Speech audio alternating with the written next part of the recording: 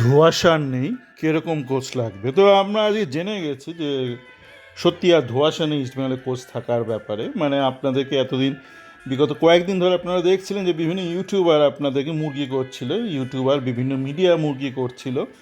তারা অনেক কিছু দেখতে পাচ্ছিল, বলছিল মনে করো ধোঁয়াশা আছে, মনে করো ধোঁয়াশা নেই, এরকম অনেকে অনেক কিছু বলছিল। কিন্তু আমি আমার বেশ কয়েকটা অডিওতে বলেছিলাম যে যেরকম দেখছি, ভাবগতিক দেখছি, মনে হচ্ছে অস্কার থাকবে না। তো এটা খুবই স্বাভাবিক। মানে আপনি যদি একটু চোখ কান খোলা রেখে একটু বিশ্লেষণ করতেন বা শুনতেন রাদার, বুঝতে পারতেন অস্কারকে রাখবে না। তো কীরকম কোচ দরকার এখন তো অবশ্যই পরবর্তী আলোচনা হবে কীরকম কোচ দরকার। আমি দেখলাম এক্সট্রা টাইম বললো যে এক গাদা কোচের সাথে কথাবার্তা চলছে, তার মধ্যে পিটার ক্র্যাটকি বলে মুম্বাইয়ের যিনি কোচ আছেন তার নামটা বললো। আজকে দেখলাম এক্সট্রা টাইম বললো। তো দেখুন কীরকম কোচ দরকার সেটা নিয়ে একটু আলোচনা করি। কে কোচ আমি তো জানি না, আমি সত্যি কোনো ভেতরে কোনো খবর রাখি না, কারণ ভেতরে কোনো লোকের সাথে আমার কোনো সম্পর্কই নেই। থাকি দূর দেশে বসে ইস্টবেঙ্গলের খবর রাখি আর একটুখানি চোখ কানটা খোলা রাখি, এইটা এই আর আপনার সাথে আমার এইটাই ফারাক। একটু চোখ কান খোলা রাখি, আপনি তো রাখেন না, আপনি তো ভক্ত হয়ে গেছেন, ভক্ত হয়ে গিয়ে খালি শুনে যান শুনে যান, বিশ্বাস করে যান, নাচেন কাঁদেন, মানে আপনার নিজস্বতাটা হারিয়ে গেছে, তাই আপনাকে বিভ্রান্ত করা খুব সহজ হয়ে গেছে। 157কে বিভ্রান্ত করছে, মানে আমাদের দেশের সাংবাদিকদের বিভ্রান্ত করছে, সাংবাদিকরা আপনাদেরকে বিভ্রান্ত করছে। তো অস্কার নেই।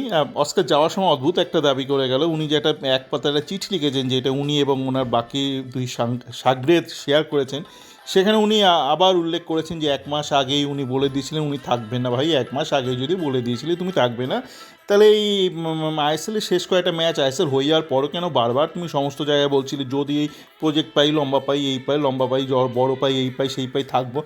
বলে দিতেই পারতে যে না আমার এটা ফাইনাল ফয়সলা হয়ে গেছে। জায়গায় অস্কারের বৃত্তান্তটা থাক। বাই দ্য সুমন কল্যাণপুর মারা গেছেন, একসময় উনি বেশ জনপ্রিয় বেশ কিছু বাংলা গান গেয়েছিলেন, মারা গেছেন উনি। হ্যাঁ, আমরা অস্কারে ফেরত আসি, মানে কোচের ব্যাপারে ইস্টবেঙ্গল তো বেঁচে আছে, বহল তবিয়তে বেঁচে আছে। তো কীরকম কোচ দরকার দেখুন, এই মুহূর্তে আইএসএলে একগাদা কোচ আছে যারা ইউথ ডেভেলপমেন্টের কাজটা ভালো জানে।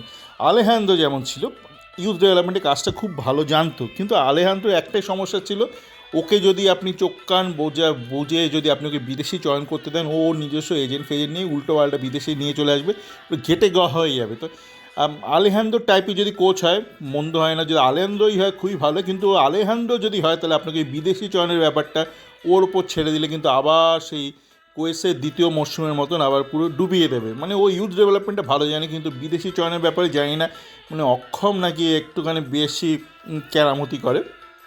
তো এই ধরনের এক গাদা কোচ আছে এই মুহূর্তে। পিটার ক্রাটকে যে আছে সেই ইউথ ডেভেলপমেন্ট নিয়ে ভালো কাজকর্ম করে, অভিজ্ঞতা রয়েছে তার।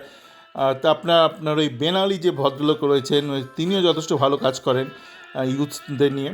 এবং পাঞ্জাবের কোচটা যথেষ্ট ভালো কাজ করছে। পাঞ্জাব তো বরাবরই ওদের নিজস্ব হোমগ্রাউন্ড প্রোডাক্ট নিয়ে ভালো কাজ করছে। আপনার ওয়েন কোয়েল আছে, ভালো কাজ করছে। যাকে নিল না, মানে যাকে ইমামি এক সময় সিলেক্ট করেছিল, জোসেফ গ্যাম্বাও, ও যথেষ্ট ভালো। এরকম প্রচুর কোচ আছে, মানে আমি আলাদা করে নাম নিতে চাইছি না, আমি কারো আলাদা করে ভক্ত নেই। আপনাকে যেটা দেখতে হবে, একটা যাতে কোচ থাকে যার একটু মস্তিষ্কটা একটু পরিষ্কার, মানে ওই প্রেস মিটে এসে যাকে তাই গালমন্দ করবে না, একটু স্টেবিলিটি দরকার। দেখুন ইউথ ডেভেলপমেন্টের কোচেদের অনেকের মধ্যে একটা সমস্যা থাকে, তারা সবসময় বাচ্চাদের নিয়ে থাকে আর তাদেরকে মিডিয়া ফিরে কখনো প্রশ্ন করে না, মানে তারা পর্দার পেছনে কাজকর্ম করে, তাই মিডিয়ার সামনে কি কথা বলতে হবে অনেকেই জানে না, তো অনেক উল্টোপাল্টা কথাবার্তা বলে ফেলে। তো আপনাকে একটু দেখতে হবে এমন একজন কোচ যে ইউথ ডেভেলপমেন্টে, ও মানলও যথেষ্ট ইউথ ডেভেলপমেন্টে ভালো কাজ করে, তো এমন একজন কোচ যে ইউথ ডেভেলপমেন্টের কাজটা জানে আর কম্প্রোমাইজড ব্যক্তি নয়। দেখুন জালি ব্যক্তি হলে তো, জুমলা কোচ হলে তো কিছুই হবে না। তো এরকম একজন ব্যক্তি ইউথ ডেভেলপমেন্টের কাজটা জানে, আর একটু মাথাটা একটু তার স্টেবল। দেখুন আপনি যদি ইস্টবেঙ্গলের মতন টিমের কোচ হন তো আপনাকে তো সবসময় ও নিন্দে করবেই, যেমন নবী নিন্দে করবে, মহা মুশকিল। নবী তো ওর বাড়ি গিয়ে দরজা রাত্রিবেলা রাত 12টার সময় তো গিয়ে ওকে নিন্দে করেনি, ও একটা ইউটিউব চ্যানেলে নিন্দে করতেই পারে। নবী নিন্দে করতে পারে, আলবিন্ডো নিন্দে করতে পারে, আমি নিন্দে করতে পারি, আপনি নিন্দে করতে পারেন, যে কোনো মিডিয়া নিন্দে করতে পারে। একটা কমিউনিটি ক্লাব দেখছেন তো এই মতো সারা বাংলা জুড়ে উৎসাহ হচ্ছে, মানে উৎসব হচ্ছে রাদার।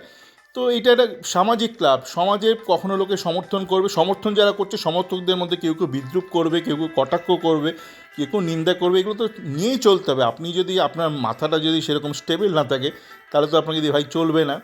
তো ওরকম একজন কোচ লাগবে, যে কেউ হতে পারে। তো পিটার ক্রাটকি হোক, মানুল হোক, মানে বাইরে থেকেও আনা যেতে পারে, মানে বাইরে যারা এখনও ভারতবর্ষে কাজ করেনি, শুধু এই ব্যাপারটা একটু দেখে নিতে হবে। ইউথ ডেভেলপমেন্টে যেটা ভালো জানে, কেন ইউথ ডেভেলপমেন্টটা বলছি, দেখুন ইউথ ডেভেলপমেন্টে কোচ যদি ইউথ ডেভেলপমেন্টে কাজ না জানে, তা আপনি ভালো ভালো জুনিয়র ছেলে নিয়েও না কিছু করতে পারবেন। ধরুন এই যে শ্যামল বেসরা চলে গেল, তন্ময় দাস ঝরে গেল, সায়ন ম্যানেজ একটু টেকনিক্যাল সমস্যা ছিল, এই আগেও অনেকবার আলোচনা করেছি।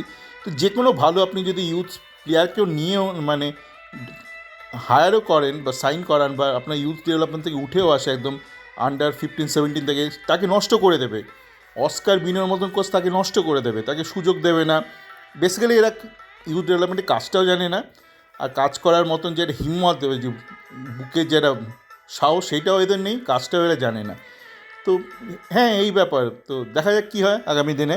আর একটু চোখ কান খোলা রাখবেন, আর একটু স্বাধীনভাবে ভাবতে শিখবেন। এ কী বললো, ও কী বললো, কে কী প্রেজেন্টেশন নিয়ে চলে এলো, কে কী বনে বাজার থেকে চলে এলো, কে বুক ঠকে কী বললো, ওদের অত কান দেবেন না, আপনার নিজস্বতাটা হারাবেন না। তাহলে কী হয় বলুন তো, ইস্ট বেঙ্গলে যাই হোক, আপনার না পেছনে বাস হয়ে যাবে জীবনে। ভালো থাকবেন।